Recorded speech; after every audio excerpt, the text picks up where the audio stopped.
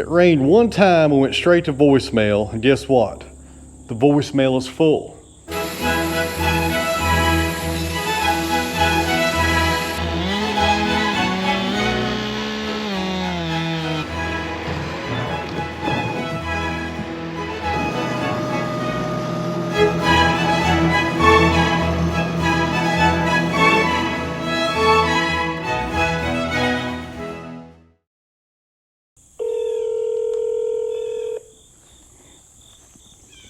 Thank you for calling Thompson Metal. If you have a container or need a container, please press 0 now.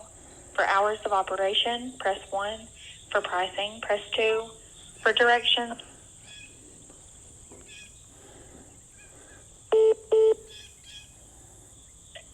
Thompson Metal.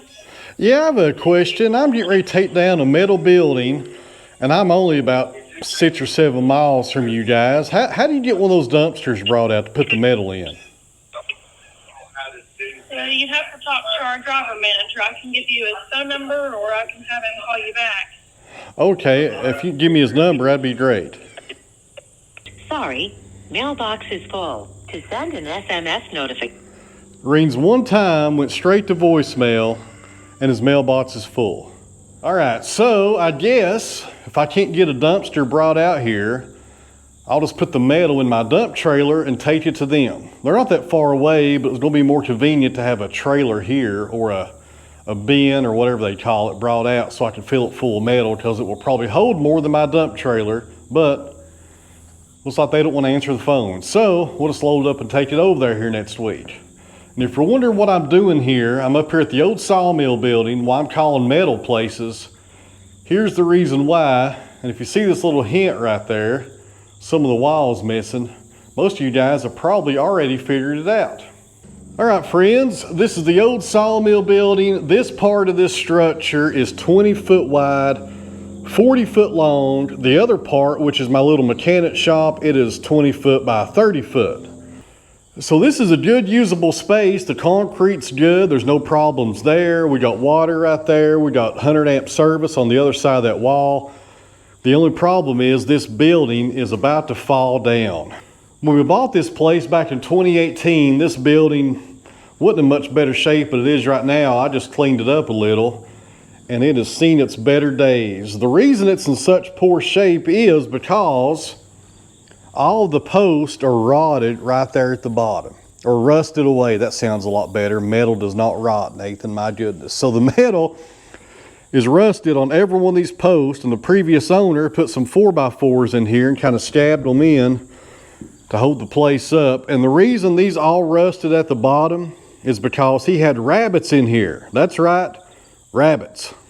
So the previous owner was a rabbit farmer. He bred rabbits, and he also showed them like you do dogs.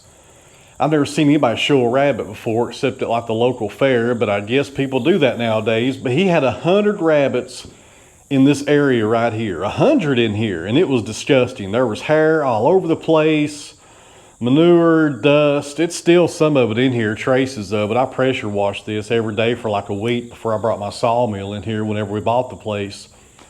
And the rabbits, their urine destroyed every one of these posts right here, just destroyed them. I don't know if he planned on that happening or thought about that happening when he put his cages against the sides, but it's just terrible. This was a good building at one time. Keyword, at one time. It's not anymore. So other than cleaning it up, the only improvement that I did, I had some insulation sprayed on the ceiling to keep the condensation from dripping down on the equipment. And that's all I did in here. But the building has held up pretty good. I don't have any complaints, I guess. I got a lot of use out of it. But every time the wind blows, these start moving right here and this building starts cracking. And I'm always afraid I'll come up here one day and it will be laying on the ground, and what's ever in here will be destroyed, of course. So we got to do something about it, and that's why I started yesterday taking off these walls just to see how it would come off, and it comes off pretty easily actually. So having said all that, to say this, I'm tearing this building down next week. Even the shop side I'm tearing down because it leaks, and I'll show you why it leaks when I go outside here in just a second. It's a terrible design on a building. I would never buy a building like this. And I'll show you guys outside why. Never buy a building like this. Never. You can't put gutters on it. But anyways, This building's coming down. Everything's coming out of here. We'll pressure wash the floor. And I'm going to replace it with a nice post building here in about, gosh, what's the date? The 20th. Here in about 3 or 4 weeks, we're going to have that same crew that came over and built the pole barn, put a new shop on this pad. It will be bigger than this pad. Actually, it will be a lot bigger. It's going to be 10 foot wider going in that direction, but the same length. The final dimensions on the building are going to be 30 by 70, but it's going to be enclosed. It won't leak. It won't have any destroyed posts on the sides. It's going to be nice, really nice. But more on that later. Let me take you guys outside and show you one of the reasons I think this building is a terrible idea if you're shopping for a building out there. Don't buy one like this, trust me. And sorry about the echo inside the building. There's not much in there, and I guess the echo was coming through the audio. So anyways, this building here is kind of like a carport. I'm not sure what you would call this design, to be honest with you. It's not really like a dome like you see at military bases. It does have a little bit of a angle right there at the top, but the way they built it, the ribs run this way so the water doesn't flow off of it good at all. And the worst thing is you can't put a gutter on this building the way it's built. So therefore all the water goes down to your foundation. It's a constant mess. Water comes in the building through the walls down there on the shop side because the water just kind of sits on these ribs and they find their way into little cracks on the metal. Terrible design on a building like this. And as far as the use for this new building, I may park a few tractors up here, the excavator, and the main purpose is going to be somewhere I can work on stuff. So if I need to change the oil on a tractor or work on a cylinder on the track loader or something, I can pull it in this shop, and I've got plenty of room to work. And I can't even put the tractor in here right now. This building is so small, the biggest tractor, it won't fit. Way too small, way too small. So a good mechanic workshop, I guess is what you would call this, equipment workshop, is something I've needed here for a long time. That's what this building has been on the other side. It's 20 by 30. That's way too small. It's going to be 30 by 70. I wish it was 40 by 70, but 30 by 70 I think will be big enough for what I need to do in there. That's going to be happening sooner than later. Next week we're going to tear this building down. I'll video that. The new building, the materials will be here the first week of October, right before the Paul Bunyan show. As soon as I get back, I get on the schedule with the contractor. Hopefully by the 2nd or 3rd week of October, we'll have this built. So over here on the side, this is where the panels are already coming off. And guys, I tell you what, it's coming off easier than I thought it would. As soon as I unscrew those, they just fall right off. Shouldn't be that big of a job. Salvaging the conduit and all the electrical boxes and the electrical panel and disconnecting that's going to take more time than anything. The demo shouldn't be too bad. Keyword is it shouldn't be. All right, guys, real fast, one more quick update here at the farm, and then we'll head down to the sawmill. I got some maple to work on today. I'm making the chicken run bigger. Been working on this off camera for the past week or so. It's not really exciting, so I didn't video it, but this will be attached to the chicken run over there and give those girls over twice the amount of room than they have now. Now they free range every day, but during the winter months and when it rains, we don't let them out. So I guess they don't free range every day. They free range most of the time, put it that way. So when they don't come out because of weather or what have you, they'll have more room in here to scratch around during the day. This will be a nice space for them. And I am going to be coming off the chicken house with some 2x right there, probably 2x6 by 16s. And I got some metal roof to put over it. You guys hear that? That's my arch rival over there, Mr. Rooster. He hears me talking. Man, he hates me. I don't know what his problem is. I feed him all the time. So anyways, I should be able to finish this up sometime between now and the fall of 2031. Because you guys know better than anybody, it takes us forever to get things done around here. Because I video it. That's the way it goes. All right, guys, let's get in the bighorn and head down to the sawmill. We'll saw up some maple today.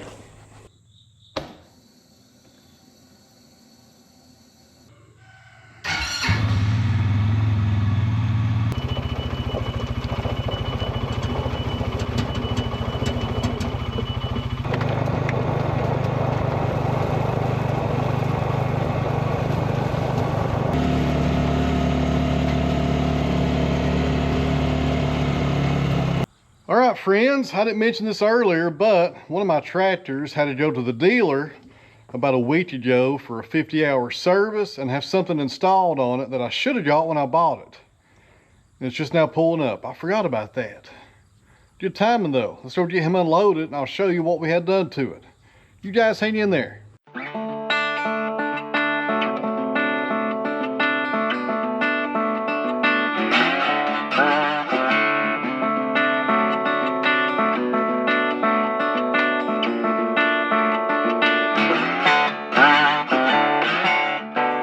Alright guys, I went ahead and pulled it over here to the lean-to. This is my 5835. I've had this tractor just about a year. It's a TYM. It's about 58 horsepower. Really good tractor. And there's two things I had the dealer done to it. I told you guys one. I actually had two things that I had the dealer do to it. The first thing is pretty obvious. I had them put a canopy right there on the top. I should have done that whenever we ordered the tractor last December. I think it was December. I can't remember. The dealer installed that. I think it was about $550, something like that. Well worth it though. That'll keep the sun off my face when I'm raking hay next summer. Should have done that when I bought it. Man, that's gonna be nice.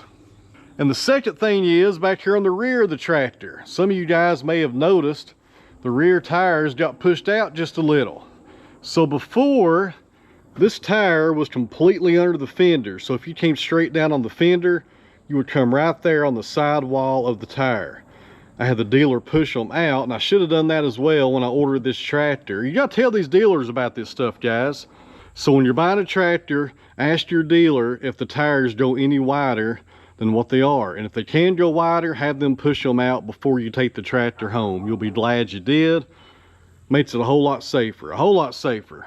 So now when you come on the side of this fender, instead of the tire being right there, it's way over here. Let me measure this, because I'm not even done that yet. So the tire is now about 8 inches. So it's 8 inches wider on each side. That's a bigger footprint for the tractor. And when you're on the side of a hill, you want that. It makes you a lot more stable. Man, it's getting hot out here today. It is September the 20th. And I think the high today is 81. That's way too high for this time of year. So we're gonna saw something up today, guys. I think most of you will really like it. And if you really, really like it, you can buy some of it before this video's over. So on the sawmill today, friends, we're gonna open up this nice maple. And I know it looks terrible on the outside. The bark is missing. It's been down for, I think, about a year. I just got this log a few weeks ago, and the logger told me it'd been down for about a year.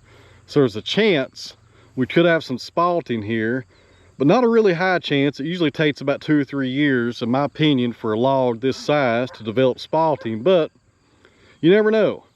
But on the outside, it looks horrible. The bark is missing, there's checks, there's cracks going everywhere, there's some insect damage. I don't see any signs of curl, but there could be some curl hiding in there, you never know. And I'm hoping there might be some ambrosia, but until we open up a face, we can just sit here and guess on it all we want. Let's get this over to the mill.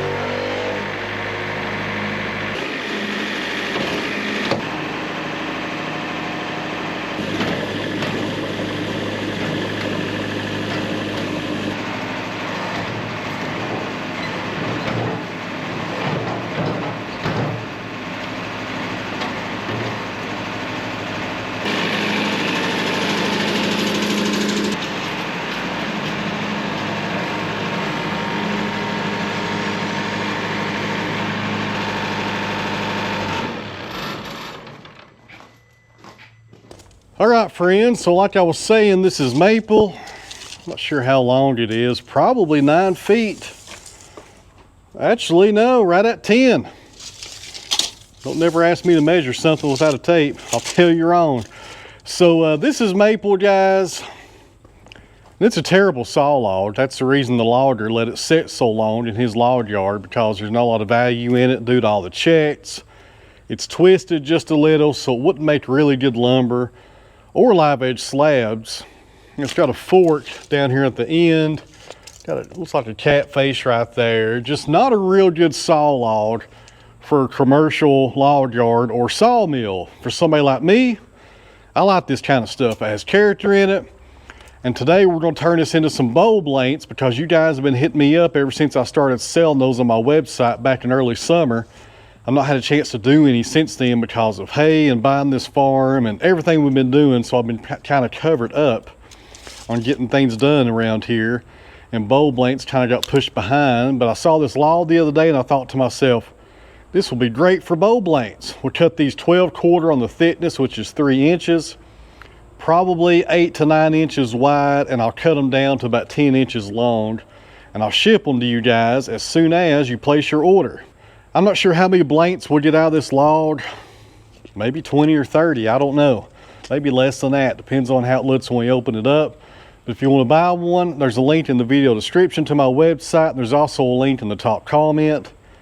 And I may have spoke too soon there a second ago. I'll let this video go for about 3 or 4 days, and then I'll put them all together and ship them at once. They'll be shipped to you via UPS, more than likely. I can't sell these to Hawaii or Alaska because the shipping price is just through the roof right now for those places. It costs more to ship this than the actual product cost. I usually sell these for $50, shipping included. And the last guy that bought one from Alaska, because I didn't make that correction on here, I think it was like $49 to ship it to him. So it was double the price, and it just doesn't make any sense. I can't do international either, I'm sorry. I just do in the lower 48 as far as these sales go. But these will be on the website by the time this video comes out. And like I said, all the links are down below. Now, one more thing here, friends, and we'll get started. The Paul Bunyan show is coming up here in about 2 weeks. And I think it's October 4th through the 6th. If I'm wrong about that, I'll put a correction right here. But the 5th, which is Saturday, I will be there. I won't be there on Friday or Sunday, but I will be there Saturday with the Wood-Mizer guys. So if you want to meet me, come by the Wood-Mizer booth at the Paul Bunyan show on Saturday. And they're not hard to find. Look in the downward field close to the track area, and there's all the orange tents and the sawmills. You can't miss them. And I'll be down there hanging out. If you come by the Wood-Mizer tent and I'm not there, I've either taken a break or gone to get something to eat. So go look at some other stuff. There's plenty to look at there, and come back by about an hour later and I should be around.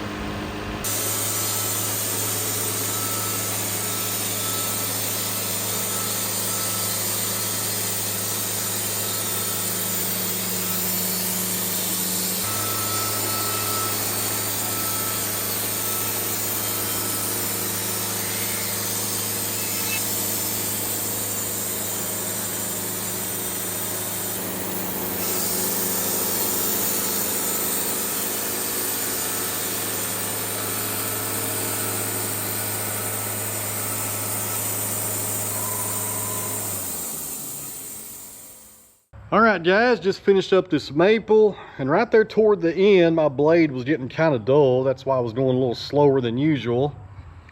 But this maple, friends, turned out pretty good right here. Got a lot of spalting going on. That's what I was hoping for. And a lot of ambrosia right there. I believe there's ambrosia in every single face cut that we made today. The spalting, not so much. There's more in this one than the others, but the ambrosia showed up just about every time. Not too bad there, guys, not too bad. Turned out better than I thought it would. Good deal. So if I did my math right, and I usually don't, but I think I should have about 40 of these. About 8 inches on the width, about 10 inches long, and 3 inches on the thickness. I'll put these on my website, like I said earlier. There's a link down below. Every one of them won't have the spalting. That would just show up in a few of them probably. But most of them should have the ambrosia. And friends, this stuff ain't perfect. There's little imperfection. There's little bug holes going on because that's how you have the ambrosia in there. So you're not getting a perfectly clear piece of lumber, but there's a lot of character to this lumber. And I think you guys can make some nice bowls out of this stuff. And as usual, this is not kiln dried, this is not air dried. It's green, but I will anchor seal it before I ship it to you guys. Real fast, friends, I had to check on one more thing on the price on these bowl blanks. They're actually $52 including shipping, not $50. That $2 extra is what my website service adds on to that to pay for the transaction fee. I don't get that $2, but somebody does, but that's the way it is nowadays. All right, guys, we got about 2 hours of daylight left. These days are getting shorter, and I guess I should start working on some firewood. I got some decent saw logs toward the back, but most of this stuff in the front is red oak. I think there might be some beech in there as well, but this is all firewood right here. Let's go get the chainsaw, start cutting some of this up, and take it over to the log splitter. And I know, before you guys start commenting below, take your finger off the keyboard. Come on, it's okay, take your finger off the keyboard. I'm just aggravating you guys, but I know firewood for the winter is supposed to be cut the previous spring or sooner so it could dry.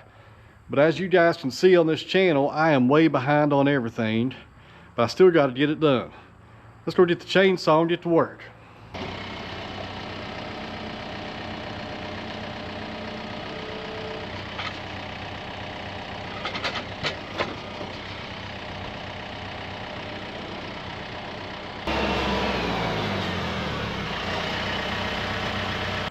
Alright guys, something else I need to mount to the Bighorn is a way to secure this chainsaw. Any of you guys out there side-by-sides have like a mount for a chainsaw for a side-by-side? I'm sure there's something out there. I guess I should get on Amazon and try to find it. So anyways, to cut our firewood today, we're using our Husqvarna. This is a 372 XP. It's my favorite chainsaw. And to mark my firewood, I'm using this little magnetic marker. I got this on Etsy for like $10 or something like that. And people on Facebook and sometimes Instagram lose their minds whenever I show myself using this. They can't stand it for some reason. They hate this for some reason. Why do they hate this so bad? I'll never understand. Never understand. So anyways, the chain on this saw is not too sharp. I haven't sharpened it in a while. So if my cuts start looking terrible, you guys know why. And as soon as we get our rounds cut, we're going to split them on the Wood-Mizer log splitter. This is the FS500. Have to look at that every time to remember. And the reason I mention all these tools today is there's a lot of new people to the channel here in the past few weeks. And some of you guys probably have never seen my wood splitter. My wood splitter. This is a wood splitter. My gosh. My log splitter. My goodness. I can't talk today, guys. The sun is getting to me. My goodness. Wood splitter. Where in the world did that come from? My goodness.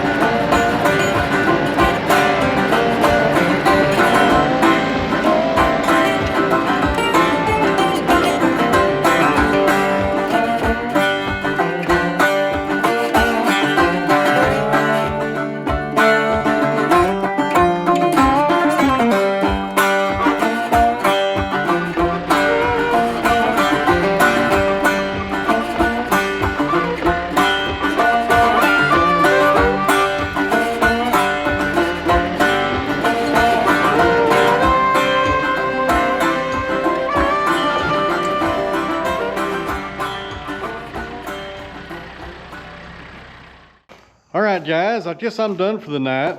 It'll probably be dark here in about 30 minutes. Got that firewood put up. I wish I could have cut some more, but I tell you guys, when you make these videos, everything takes so much longer, so much longer. If I want to really get something done, I tell people all the time, I don't video it. That's the only way to get stuff done without, you know, making it take so long.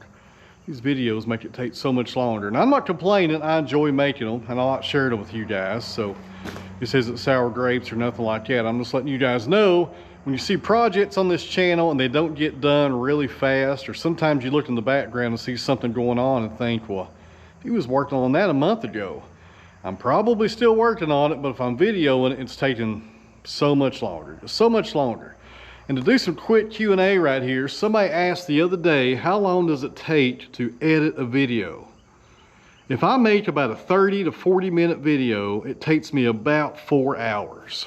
Sometimes longer, because I use so many different cameras. Like today when I was running the Sawmill, I had 4 different cameras on the Sawmill. That's 4 different memory cards. You gotta dump that out on your computer, find those shots, and I number them like a cue card method. It really doesn't make sense unless you're here, I guess, but I got my own little weird way of keeping up with all these different shots in chronological order. But that's why it takes so long, because I use all these different cameras. I don't like just using one camera and having one shot and that's it. I like a lot of different angles. And I think that sets my videos apart, especially on the Sawmill work, from other guys. A lot of guys just use like one camera, and I'm not knocking them, but they'll have one camera set up on the Sawmill. It'll be like a time lapse and that's it. It gets kind of boring after a while. I like lots of different shots, but that's what takes me so long to edit, are all those files. If I had one camera and one constant loop going all day, maybe 2 hours. And somebody asked me what I use to edit. I use Adobe Premiere Pro. It costs like $25 a month. And I use a MacBook as far as my computer. And Adobe Premiere Pro is a really good little editing software. It don't take you long to learn it. And it's really cheap. You know, $25 a month isn't too bad. You can't just buy a license, unfortunately. You have to pay every month for a subscription. But it works pretty good, and I only use about 3% of all the features that it has. It has so much more that it will do, and I just don't get into a lot of it. I just use it for basic color correction, audio levels, and the video cut and editing. It works really good though. So in closing here, friends, thanks for watching. I really appreciate it. If you want one of these maple bowl blanks, there's links down below. Go pick you one up, or pick up 2 or 3 or 4 or 5, who knows. Pick up all of them if you want to, and I'll ship them on a pallet. But there's going to be about 40 of them on the website, and if they sell out pretty fast, I'll try to do this at least once a week, where we put something on the Sawmill and we saw up a bunch of bow blades. What do you guys want to see next? I got plenty of walnut. I don't have any cherry right now, but I have a little bit more maple on hand and a lot of walnut. How's about some walnut? Let me know in the comments what you guys want me to do for bow blanks next, and that's what we'll do. But I do have walnut. I think I have some sycamore. I do have some more maple, but maybe you guys will vote for walnut. I hope you do, because I got plenty of it right now. So once again, guys, thanks for watching. I really appreciate it. If you're going to the Paul Bunyan show, I'll see you guys there Saturday at the Wood-Mizer tent. If you can't make it, maybe next year. I'll see you guys back here tomorrow.